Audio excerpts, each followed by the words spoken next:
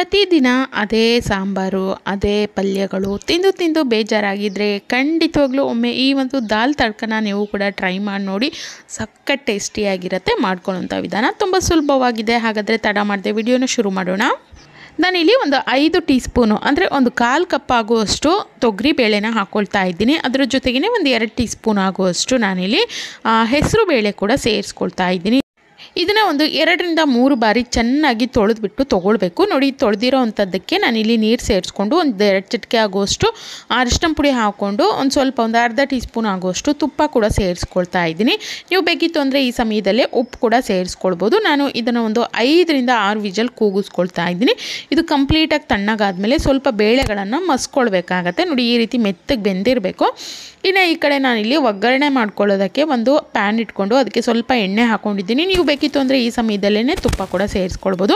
ಅದಕ್ಕೆ ಸಾಸಿವೆ, ಕಾಳುಮೆಣಸನ್ನು ಸೇರಿಸ್ಕೊಳ್ತಾ ಇದ್ದೀನಿ. ಆನಂತರ ಉದ್ದನಾಗಿ ಹೆಚ್ಚಿರೋ ಅಂಥ ಹಸಿರು ಮೆಣಸು, 1 ಈರುಳ್ಳಿ, ಒಂದು ಸ್ವಲ್ಪ ಕರಿಬೇವಿನ ಎಲೆಗಳು, ಇದೆಷ್ಟನ್ನು ಸೇರಿಸ್ಕೊಂಡು ಒಂದು 2 ನಿಮಿಷ ಇದನ್ನು ಫ್ರೈ ಮಾಡ್ಕೊಳ್ಬೇಕು. ಅಂದರೆ ಈರುಳ್ಳಿ ಒಂದು ಹಸಿರು ಮೆಣಸು ಏನಿದೆ ಇದರ ಹಸಿ ವಾಸನೆ ಎಲ್ಲ ಹೋಗಬೇಕು. ಆನಂತರ ಇದ್ರ ಜೊತೆಗೆ ನಾನಿಲ್ಲಿ 2 ಮೀಡಿಯಮ್ ಸೈಜಿನ ಟೊಮೊಟೊಗಳನ್ನು ಸೇರಿಸ್ಕೊಳ್ತಾ ಇದ್ದೀನಿ. ಟೊಮೊಟೊ ನಾವು ಸಣ್ಣದಾಗಿ ಹೆಚ್ಚಿ ಹಾಕ್ಕೊಳ್ಳೋದ್ರಿಂದ ಬೇಗನೆ ಅದು ಬೆಂದು ಹೋಗಿಬಿಡತ್ತೆ.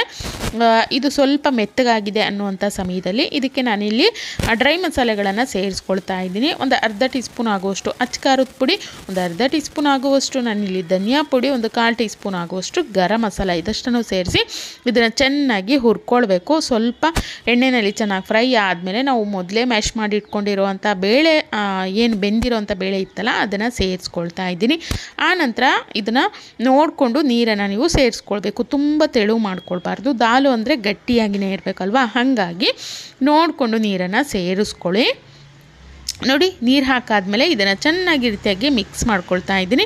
ಕೊನೆಯಲ್ಲಿ ರುಚಿಗೆ ತಕ್ಕಷ್ಟು ಉಪ್ಪನ್ನು ಹಾಕ್ಬಿಟ್ಟು ಚೆನ್ನಾಗಿ ಇದನ್ನು ಕುದಿಸ್ಕೊಳ್ಬೇಕಾಗತ್ತೆ. ನೋಡಿ, ಈ ರೀತಿ ಚೆನ್ನಾಗಿ ಕುದಿ ಬರ್ತಿದೆ ಅನ್ನುವಂಥ ಸಮಯದಲ್ಲಿ ಇದಕ್ಕೆ ಒಂದು ಒಗ್ಗರಣೆನ ನಾವು ಕೊಟ್ಕೊಳ್ಬೇಕು. ಕೊನೆಯಲ್ಲಿ ಒಂದು ಒಗ್ಗರಣೆ ಕೊಟ್ಕೊಳ್ಳೋದ್ರಿಂದ ತುಂಬ ರುಚಿಯಾಗಿ ಬರುತ್ತೆ. ಪರಿಮಳ ಅನ್ನುವಂಥದ್ದು ತುಂಬ ಚೆನ್ನಾಗಿರುತ್ತೆ ಅಂತಲೇ ಹೇಳ್ಬೋದು. ಹಾಗಾಗಿ ಒಂದು ಒಗ್ಗರಣೆನ ಮಾಡ್ಕೊಳ್ಳೋಣ. ಅದನ್ನು ಮಾಡ್ಕೊಳ್ಳೋದಕ್ಕೆ ಈ ಕಡೆ ಒಂದು ಪ್ಯಾನಿಗೆ ನಾನಿಲ್ಲಿ 1.5 ಟೀ ಸ್ಪೂನ್ ಆಗುವಷ್ಟು ತುಪ್ಪ ಹಾಕ್ಕೊಳ್ತಾ ಇದ್ದೀನಿ. ತುಪ್ಪದ ಒಗ್ಗರಣೆನ ಹಾಕ್ಕೊಳ್ಳಿ, ತುಂಬ ರುಚಿಯಾಗಿರುತ್ತೆ. ಪರಿಮಳ ತುಂಬ ಸೂಪರಾಗಿ ಬರುತ್ತೆ. ತುಂಬ ಒಂದು ಮನೆಯೆಲ್ಲ ಘಮ ಅಂತ ಇರುತ್ತೆ ಅಂತಲೇ ಹೇಳ್ಬೋದು. ಇನ್ನು ತಿನ್ನಲಿಕ್ಕೂ ಕೂಡ ಅಷ್ಟು ಇಷ್ಟ ಆಗುತ್ತೆ. ನಾನಿಲ್ಲಿ ಒಂದು ಅರ್ಧ ಟೀ ಸ್ಪೂನ್ ಆಗುವಷ್ಟು ಜೀರಿಗೆ ಹಾಕ್ಕೊಳ್ತಾ ಇದ್ದೀನಿ. ಸ್ವಲ್ಪ ಹಿಂಗೆ ಹಾಕ್ಕೊಂಡಿದ್ದೀನಿ. ಒಂದು 4-5 ಬೆಳ್ಳುಳ್ಳಿಗಳನ್ನು ಮೇಲ್ಗಡೆ ಸಿಪ್ಪೆ ತೆಗೆದ್ಬಿಟ್ಟು ಅದನ್ನು ಸಣ್ಣದಾಗಿ ಕಟ್ ಮಾಡಿ ಹಾಕಿ 1-2 ಒಣಮೆಣಸು ಕೂಡ ಹಾಕ್ಕೊಂಡಿದ್ದೀನಿ. ಇದಷ್ಟು ಸ್ವಲ್ಪ ಎಣ್ಣೆಯಲ್ಲಿ ಚೆನ್ನಾಗಿ ಫ್ರೈ ಆಗಬೇಕು. ಇದು ಫ್ರೈ ಆಗಿದೆ ಅನ್ನುವಂಥ ಸಮಯದಲ್ಲಿ ಗ್ಯಾಸನ್ನು ಆಫ್ ಮಾಡ್ಕೊಳ್ಬೇಕು. ಗ್ಯಾಸನ್ನು ಆಫ್ ಮಾಡ್ಕೊಂಡು ಆದಮೇಲೆ ನಾವು ಈ ರೀತಿ ಸ್ವಲ್ಪ ಅಚ್ಕಾರದ ಪುಡಿ ಹಾಕ್ಕೊಳ್ಬೇಕು. ಒಂದು ಅರ್ಧ ಟೀ ಸ್ಪೂನಷ್ಟು. ನಾನು ಮೊದಲೇ ಒಂದು ಅರ್ಧ ಟೀ ಸ್ಪೂನ್ ಹಾಕಿದ್ನಲ್ಲ, ಈಗ ಕೂಡ ಒಂದು ಅರ್ಧ ಟೀ ಸ್ಪೂನಷ್ಟು ಹಾಕ್ಕೊಳ್ತಾ ಇದ್ದೀನಿ. ಗ್ಯಾಸನ್ನು ಆಫ್ ಮಾಡಿದ ತಕ್ಷಣ ನಾವು ಅಚ್ಕಾರದ ಪುಡಿ ಹಾಕಿ ಅದನ್ನು ತಕ್ಷಣದಲ್ಲೇ ಇದಕ್ಕೆ ಒಗ್ಗರಣೆನ ಹಾಕ್ಕೊಳ್ಬೇಕು. ಕೊನೆಯಲ್ಲಿ ಸ್ವಲ್ಪ ಕೊತ್ತಂಬರಿ ಸೊಪ್ಪು ಹಾಕ್ಕೊಂಡ್ಬಿಟ್ರೆ ತುಂಬ ರುಚಿಯಾಗಿರೋವಂಥ ಒಂದು ದಾಲ್ ತಡ್ಕ ಅನ್ನುವಂಥದ್ದು ರೆಡಿ ಆಗುತ್ತೆ.